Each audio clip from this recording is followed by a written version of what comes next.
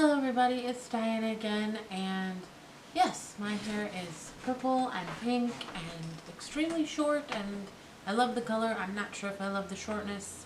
Getting used to it. Let me know what you think. Today we're going to do, at least to start, for what I'm filming, is the April Ipsy Glam Bag. April, yes. So they got the little lemons going on, and then the April and the May didn't have any like info on the products, so I had to write them on the back because I like to do like 6 months in year reviews on these subscription boxes. That's the only way I would remember what's in this, but the other ones at the beginning of the year did have little product descriptions and pictures, so it's a little sad. But anyways, I've been really happy with Ipsy all year so far. Every month they've given me stuff that I'm pretty excited about. Stuff I've never heard of. There's been, I think, at least one full-size item in like every bag, so here we go. That's kind of cool too. In this bag we got from Firma Beauty a 103, looks like an angled maybe highlighter or blush brush. You could probably contour with it. It's pretty straight and narrow. I like getting brushes because I hate buying them, so that's exciting. It also came with not one but two Dr. Wang Beauty Lab masks. They're vegan approved. So this is the broccoli plumping mask, and then you also got the red fruit brightening mask. So I'm pretty excited to try these. I've been waiting until I do this video. And then, oh, this is a beauty subscription box where you get stuff. It's $10 a month, and you get 5, usually like mini trial stuff, or like a face mask or brush or something, and then once in a while a full-size item. But this is Tarte Base Tape Hydrating Primer. I'm excited to try that.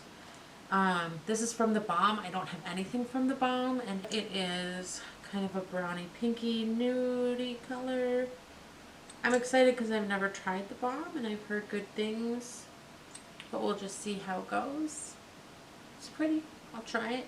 I kind of like getting lip products in smaller tubes, just because obviously you change your lipstick more than you change anything else usually, besides like eyeshadow, but a lot of people wear the same kind of eyeshadow looks all the time. But I don't go through full-size lipsticks very fast, but I can make it through the minis, so I like that. And the last thing I got was this Moods by Laura Sanchez, and I know this is eyeshadow because I've already peeked at this. What is the color on this? This is, maybe it says on the inside. I'll figure it out in a minute, but it's a really pretty green.